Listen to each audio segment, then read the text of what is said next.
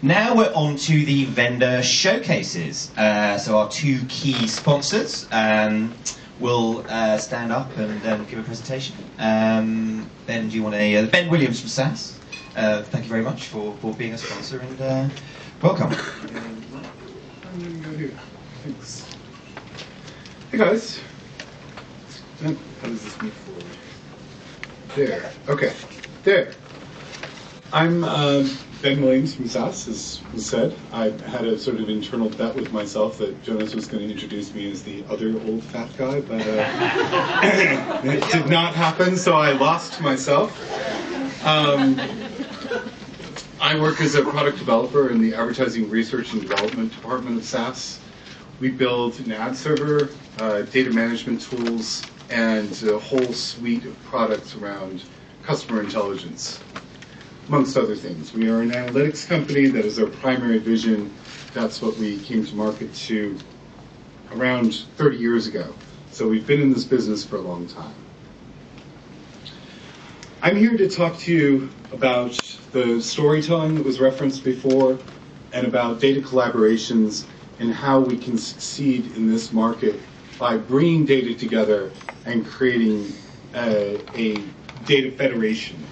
I think that we've talked about multiple data sources, and I think it's important that we think towards having a neutral data platform to bring that all together for real-time actualization.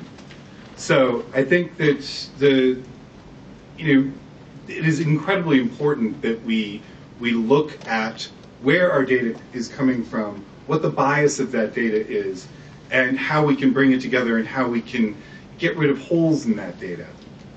We also need to start thinking about data as a first-class citizen. I think that traditionally it's been something that has enabled an impression or something that enriched reporting. This is true, but it is more of an enabling technology than just allowing that impression to happen. It is finding the correct audience for that creative execution and communicating the right message. I think we're seeing some really large shifts in how consumers are behaving towards advertising. Nobody wants to be marketed to anymore. Nobody wants to be told, my toilet paper is better than your toilet paper, or my car goes faster. You want to have your opinion of something validated. So instead of communicating that your thing is better, the communication is more, our thing is better, and we are communicating in your language. I have a friend who used to write for the New York Observer, and she was writing a review of a Cassavetes box set, and she basically described it as 18 hours of screaming. But then went on to explain why this 18 hours of screaming was important. And the 18 hours of screaming is important because he's a seminal director from the 70s. There was a lot of stuff that he did that nobody had done before. And our editor said, no. Our readers don't know who Cassavetes is, but they don't want you calling them stupid. They think that they know who Cassavetes is. They've got this internal mind game going on. So you have to slip it in why he's important. That can't be front and center in the article, but you have to basically give them cocktail party conversation to validate what they think they should be thinking about Cassavetes. And I think that's actually how consumers are behaving these days. I think if we all look a little bit internally, we all want to be the smart one in the know, and we want to be told that we're smart. So we've gotten to that point. Advertising has changed. Just getting the right message to the person or a creative to the right person isn't enough. You have to have the right creative to the right person. You have to have the right message to the right person. Data is the framework that enables this. Without knowing who this person is and what their motivations are, you don't know what message to send to them.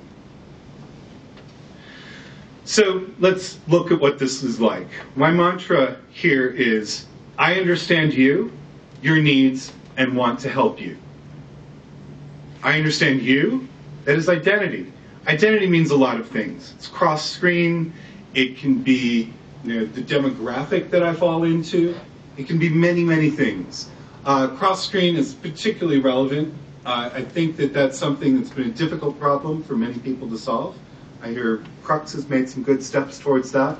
Facebook, Google, both are sitting on large cross-screen data caches. I think that there's definitely room for a neutral party here that isn't invested in advertising, that can bring all of the data together in a federation and enable cross-screen. The benefit of cross-screen is humongous. You don't go to a bar and sit next to somebody and say, do you come here often? 3 times in a row. You'll get slapped. You don't want the same thing said to you over and over again. This is a conversation. You're trying to create, the brand is trying to create an aura of trust with the customer.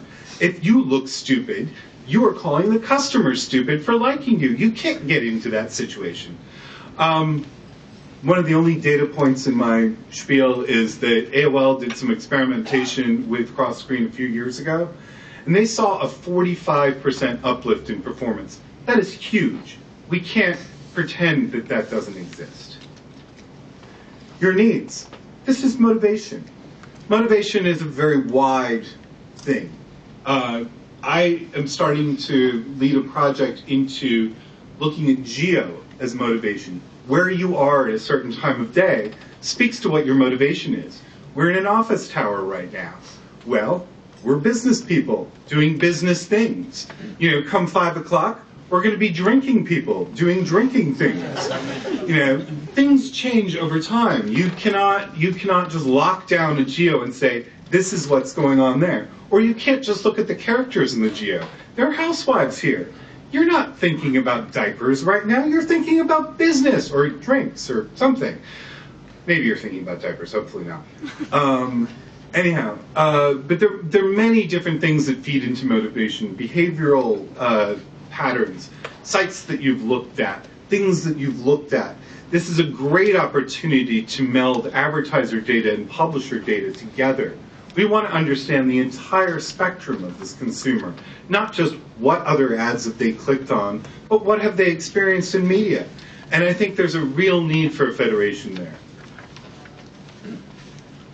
And we want to help you. This is about messaging. Creative is almost always left out of this whole data conversation, and I think that that's a real woe. I think that we need to use data to inform what we build as a creative. And I think that there needs to be more of a testing process here. You think of segmentation, before you build a creative, or you build a neutral creative, run some tests, and then see how they behave, and then build a creative to those segments. And this isn't, I've talked to Nielsen years ago, they were like, well, the green background gets more click-through than the orange background. No, that is also treating the consumer as a stupid person. Do not do that. Also in this entire conversation, the empowered consumer, if you're a publisher, your empowered consumer is the advertiser.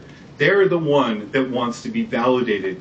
They're the one that wants you to put the knee pads on and really work for your money. So,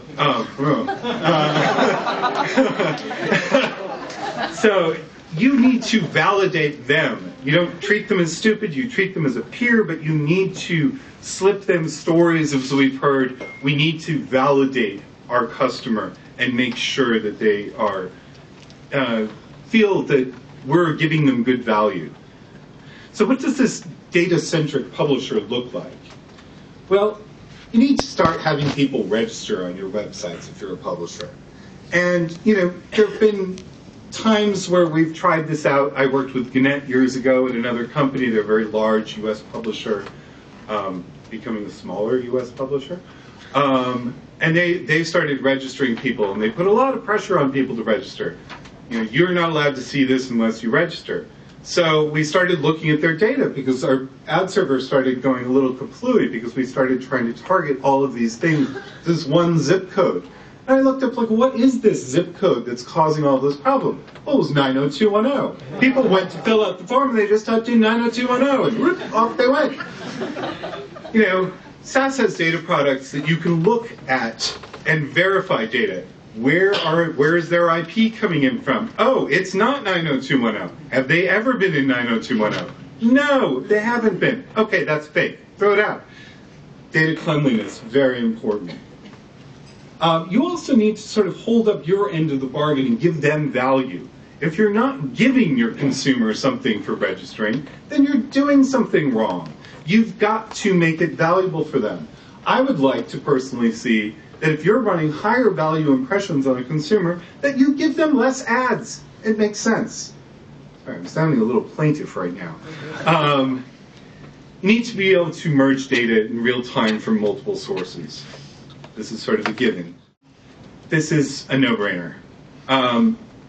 You need analytics through the entire process. You need to be, in your sales process, you need to be looking at stories that you've told in the past, and presenting those stories to your advertiser as signs of success and processes that have been successful. If you don't have a story about the specific model that you're working on, then you tell the story of how you've been successful making models. What does this mean to ad operations? I had a conversation with a new gentleman from Gardner who visited SAS recently, and it was very detailed that performance is starting to influence branding buying. We need to look at all of these performance tools that we have and bring them into the branding and CPM space. So things like testing need to be brought into the branding space. As I said before, launch a creative, see how it behaves, then go back to your customer with a story and maybe have them tweak the creative. Maybe you come up with a different entire goal of the campaign. We need to have more steps in conversion tracking. A click, we've all talked about, irrelevant. We don't care about that anymore. We need to look at a multi-step conversion process. Somebody filled out a form. Somebody went and looked at something. Somebody actually went and bought something. Offline and online are merging together. Data sources are becoming available for this. Merging of these data sources is becoming easier. It's not super clean yet. It's getting better. So what should I look for in an ad serving tool? Analytics sales workflow. You need that initial story to be able to sell the advertiser on. You need to be able to extend your key values by merging data. You need to have a big story that you can tell. You need to be able to do data discovery. You need visualization tools that go beyond things that Tableau can do, that really show you what segments are behaving in what way and where you're getting particular uplift. Go all the way through the conversion process. We need to look at the entire path of a consumer from first experience with an ad to lifetime value. Each customer needs to have that data record stored. We need to work with incomplete data. We're really bad at this. You set up a bunch of targets. If one thing falls out, then that person is no longer valid in your targeting spiel. That's BS. If you don't know my age, but you know a whole bunch of other things about me, I'm still a candidate for an impression, and I might be a better candidate for an impression than somebody knowing my age. My age could be irrelevant. We need to be channel agnostic. I like the idea of creatives that can work across many devices. People setting up mobile campaigns, anytime that comes up at SAS, like, oh, we've got to focus on mobile, I always sort of scream and kick and say, no, we've got to focus on people who are now using different devices. And that's it. Thank you.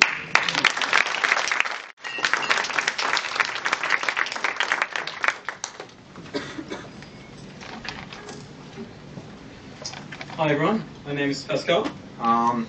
I work with Krux, as has just been said. And today I wanted to talk a little bit about some of what Krux does and how you can use that to change things a little, and instead of just talking about trafficking ads and looking at what's happened, actually start looking at it a bit more like a data scientist and see what you can get out of what you have. So, some of the things I want to talk about today. Well, the introduction I've just done. A little bit about what opportunities that we have in front of us, and then what can we actually do about it. And then finally, what should you take away after this conversation as your next thing to do. So, pretty much everyone today has talked as an introduction to this talk, which is absolutely great. And one of the things that keeps coming up is that the world of ad ops is changing. And I've got this thing of how things have evolved a little bit. When I first got involved in this, the only thing that people had was sponsorships, sometimes value added to print. And then the only thing that adults was ever told is, oh, just run this campaign. As things started evolving, we started caring a bit more about impressions and clicks, and conversation turned from sponsorship to how many impressions you have. And now, we find that everything is changing towards the audience. It's not just about the impression and clicks. And this is what we've heard from many talks today. It's about, is it the right people? It's not just about an impression. And so the question that is going to start being asked is, what audience is right for this? And this is something that AdOps is perfect for. So I'm going to start a little bit back with the opportunities that we have and some of the things that I've heard from a few salespeople in my time. And you've probably heard some of them before. The revenue is at risk. What are you going to do? This campaign isn't performing. Can you optimize it? My favorite one. We've run this campaign so many times before. Why isn't it performing now? And finally, what can I do to ensure the next campaign works? And I actually made one of these up. I'm sure you can tell which one it is. No one ever asked me, oh, how can I stop this happening next time? But actually, it's probably one of the most important things. Because you want to look at the data that you've collected and actually start to use this to move on, to learn.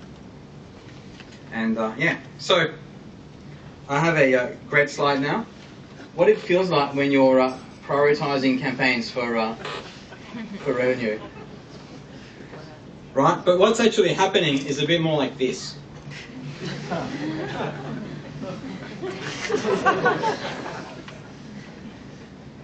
Right, you can tell this is the senior AdOps person because they've changed hands and gone, maybe this will work. Right, so, and that's actually from the same website I think that you've seen many pictures from today, but this is something that we all have been faced with many times, and surely there's a better way. Now, all of these obviously sound familiar. I've heard a few laughs now, so this is not new things. And what can we do about it? And actually, all of them have something in common. They are all things that can be fixed with data. The more data you have, the better and smarter decisions you can start making. And that's really important. Now, I said at the start about talking like a data scientist. What is data science? For me, it's about exploration and inference. What can you explore? What can you discover? And then what can you infer from the missing data that you have? Because there's always going to be some missing data. And then what can we do about it? And I've got this great meaningless graphs here, but we start from going from a campaign that's split between something that's working okay, something that's working great, and something that's working poorly. And what we always want to do is increase the great performance, drop the poorly performing, and the more of the standard performance you can keep, that's what you make up your campaign with. So how do we actually do that at Krux? And we have a tool that we call Yield Analytics. And what we do is, across your entire network, we can look at which segments are actually getting you what. And so if you look here, we can see a whole bunch of impressions, a whole bunch of revenue, how much you've actually made for each of these impressions in that segment, how many clicks, what CTR you've gotten. Everyone always talks about how we need to move past clicks, and I completely agree with that, but it's really, really hard to get conversion pixels back from your advertisers. I'm sure you've all experienced that before. So you often get it's really poor conversions, and you're like, well, if you actually gave me conversion pixels, I could, or around that conversion pixels, I actually be able to report on that and help you optimize on that. But I think we're getting there. So some cool things that jump out there. Firstly, we've got some segments that are getting abysmal CTRs. So why is that happening? A few things that can happen. Maybe we're just never showing them things they're interested in. Maybe there's a campaign that's broken and they just happen to be targeted. But these are things that you can start looking at and that should really draw your attention, especially when you have other groups that just behave really well. Another interesting one there. if you can convert that back to a CPM, you'll notice that although they're about the same amount of revenue, one of them did 20 times more impressions. So one of them is selling for a lot more than the other one. What does that mean? Is the, in this case, age 45 to 54 group doing that badly? Why are business enthusiasts selling for so much more money? So these are things that you can start digging out, and the more information you have here, the more you understand your audience. You may find that something's just never getting sold, and so it's all going off as, make goods for somewhere or house ads. This is the data that allows you to work out what's actually missing. What are we not targeting yet? So an audience isn't yielding as much as you think it should. Okay, what do? Is it sold? Is it running house ads? Is it running run of sight? This is all interesting stuff because you've got an opportunity here that you've got a car that you can use when it's needed for you. It's a new thing. What audiences have low click-through ratios? Are we actually giving these people something that they're interested in? Is always a thing that can come up here. Yeah? Is there a broken campaign? I'm sure you've all seen it sometime. There's just a CTR that's just really low. And then you find out that actually somebody changed the creative on an ad tag and the new one doesn't click. I see so many nods here, it's really scary. But this is what happens. And finally, which audiences have high click-through ratios? Right, we've talked so much today about what can go wrong or how can you notice when things are wrong. It's equally important to know if people are clicking on this thing, why is this happening? Why do we have a better reaction to this ad? Now, I've used clicks everywhere here. If you get conversion data, then even better. You can use conversions for this and get a real picture of what's happening. Okay, now once we've done this at the the overall site level, when you know what your site is behaving like, we can then start digging down, and we can do the same thing at the campaign level. So I've just taken this is a dummy campaign, obviously, but we've got same sort of similar data with one extra column at the end, which is the performance one. And what we've done is we automatically calculate which segments are actually behaving better than the average, and which ones are which ones are running worse than the rest. What this tells you is, this might be a campaign that's targeted to the business section of the site, or it might be targeted to a travel section of the site. But actually, there's different people who are interested in it. And this is, we were talking before about the magic stick and the hat from Ari. This is actually your magic stick. This is how you can tell what's actually working, who's actually interested in this. And there's two things you can get out of this. Firstly, can we reduce the people who are not interested in it? That might be the first thing. Or the second thing might be, well, it's a run-off-site campaign, but it's probably really targeted at females. Why are males clicking on it? What happened that caused this? Is it the wrong ad? Are we showing the wrong information? Is there another campaign at a higher priority somewhere that's pushing that out of the way? Right? These are all sorts of questions that you can start asking now. The more you can explore, the more you can discover. So we've got some lines here that did really poorly. They're basically doing 100th of what other segments might be doing, or what the average is. So in this case, it's cooking enthusiasts and 18 to 24-year-olds. Segments that probably have nothing to do with each other, but they've come up as something. So you can start investigating on those. What's happening there? If somebody tells you, we're just getting really bad performance, then maybe that's something you can cut out. If it's not who is being targeted, right? You've always got that, because we know that advertisers are looking at other reports, whether it's Nielsen reports or whatever, that give them demographic data. So they're expecting something on their end. And this allows you to know, are they the people who are reacting? At the same time, we have some segments here that did really, really well. So we've got someone that's doing 200, twice as well as your average segment view here. So there's someone here that's really reacting high for this campaign. Again, something that you're going to want to investigate so you can understand why is it that these guys are working so well. Now, what we can do from that I've actually just talked through all this, but does it match what you expect from me is one of the really big ones. It's important to know if what you plan on doing is actually what is happening. And with this, you can actually tell it. And what we want to get into a situation is that you don't have the nasty surprise at the end of the campaign when you had your brief and they told you who they wanted to reach, and that doesn't match. If you can keep an eye on the campaign as it's running, then you can start actually getting information, and you can know, is this actually working? Which obviously is really important. Some other things, if you have an audience that's performing well, can we get more of them? Right? Is it possible to get more people who fit into a bucket? Can we get more impressions from this bucket? These are all the sources that you can get to improve performance. Can we have a conversation about this with the client? I know you wanted to reach males, but actually we found that males 18 to 24 are actually even more interested in this product than you planned. So this is something you can go back to your client with and actually start a conversation.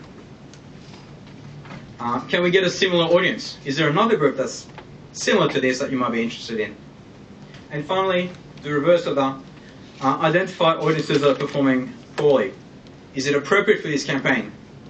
And again, we go back to the creative. If the creative is wrong for this campaign, then what's happening? Is this audience performing somewhere else? Because if they are, now you have some information, which is, these guys normally work at a certain level, but with this particular campaign, they're working less well than normal. What's going on? So, what's the next step? So I talked before about some of the questions that we were being asked before, and now we have some answers. If the revenue is at risk, what are you going to do? Well, who's actually getting the impressions? Here's who I can cut out. These guys are not reacting. Let's not add them in. They don't add anything to the value here. We've run this creative many times already, and it's always performed before. Is it creative fatigue? Right? You've got data from before, so you can tell if it's actually the same audience or not. And do you have a difference there? It might turn out that for the first 2 times that this creative ran, it actually ran against a different audience. But this time it's running against somebody who's seen it before, and that's why suddenly it's performing poorly. So, again, more data. And finally, what do I do to ensure the next campaign works? First thing you're going to have to do is give that person a hug, because it's just so rare. And they have to know that was a great one. So, find out for which audiences has this campaign worked. It's always going to have worked for somebody. So you have something you can get started with here. Whether it's how you start the conversation or what you do with it next, that's up to you and your sales team, but you have information here. And of course, given this, what can I actually do to adjust the next campaign? So we've taken our data and we've learned from it, and now we're applying it again. Are there any questions?